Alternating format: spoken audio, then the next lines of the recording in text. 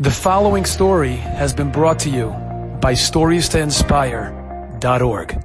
The story is that there was a very nice, very chashuv Rabbi. His name is, I can say the name because I verified the story. I verified it with Meyer Bodner, who lives in Bayswater, and his cousin, his friend is a cousin of him, of this Yankee Levitin, Rabbi Yankee Levitin, and he verified the story. I actually got his number. I tried to call him, but he didn't answer, but it was enough of verification from other people that know the story.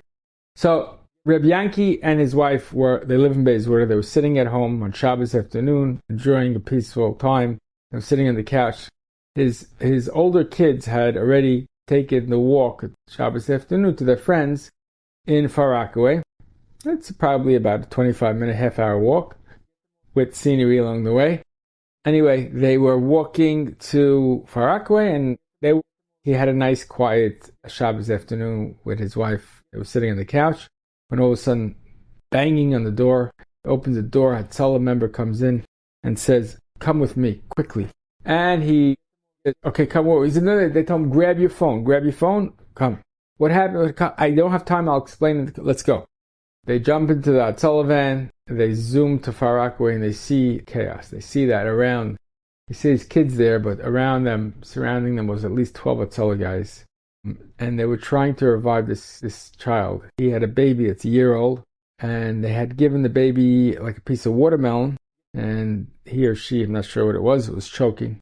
And this kid already was born with some respiratory issues, so it made it even more difficult. And they were working on this kid, a lot of Hatzalah guys.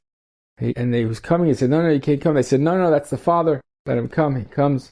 And they said, all right, we just got a pulse. But he or she's been out like 5 or 6 minutes. Doesn't look good. Go to the hospital, but I'm just warning you. I'm just pairing you. We shouldn't. Doesn't look very, very good. Doesn't look like the child could really make it. Been too long without oxygen. Anyway, he goes to the hospital and he sits there. This was Shabbos afternoon, obviously, so he was there. The kid was in a coma. I'm not sure if it was induced or not, but the kid was not up and about at all. And they had the pulse, but they didn't know what the situation was inside. And it was Shabbos.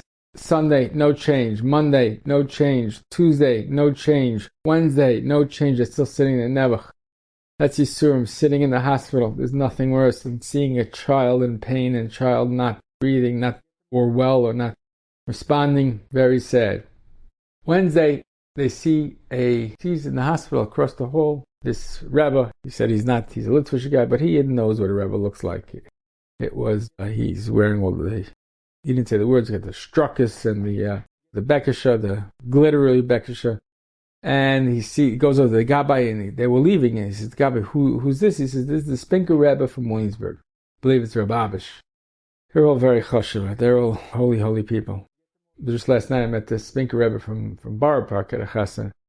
Very holy people. Anyway, so he says to the Spinker Rebbe, please give me a bracha. And the Rebbe took his hand and he wrapped his hand around him and warmly, lovingly said, don't worry, I give you a bracha that he should have a refuah shalema, the child should have a refuah shalema and be just like all the other little kindlech. He says, Rebbe, what can I do? I want to do something that in the schus of this child. I want my child back. What can I do? And he says, you know what? I'll give you what the Taisis Yantif says. We say it on Shabbos, we say the Mishaberach. J.C. Yadin says, "Kol mi sheshemer piv b'tfilasai le'ispalel," and then he gives a whole bracha there. So he says, "Mitzvah Shem, be mekabel yourself not to talk the whole davening," and he's going to have a complete refuah shalema. So now this Yankee Levitin doesn't talk during davening. He's a chashuv guy, but he says one thing. He says in the summer was a little bit difficult because he runs the Ura program, the whole Ura program with lots and lots of children, and things come up. There's so many things that are happening, you have to. And by the way, tzarchei tefillah, you're allowed to talk.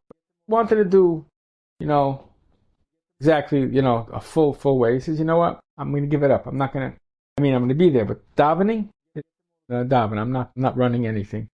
I'm going to daven. I'm not going to talk from beginning to end. I accept it. He says, okay. He says, got it. I'm makabel on myself.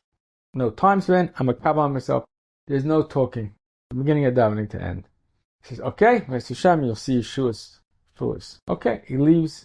He goes back to the room. He sits there. He sees Nebuchadnezzar's child. There's still no change. And he sits there.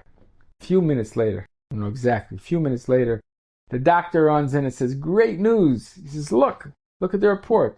Yes, we did an MRI on the brain. And the MRI shows that there's no damage. He says, oh, really? That's great, Baruch Hashem. Look at the kid. Yeah. Get up, of course. But as far as the brain, this is a very important thing. There's no brain damage. If the kid does get up, then you're not going to have chas v'shalom a vegetable or somebody severely handicapped. It doesn't show any damage. Wow. Okay. Baruch Hashem, very good. Another few minutes go by, half hour, not sure exactly this part.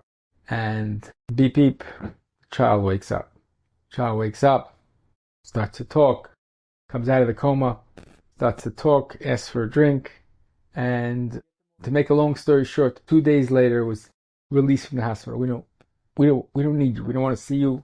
Go home. He says 2 weeks later, the kid was running, playing, making mischief, and exactly like he was beforehand. 100% for what they saw.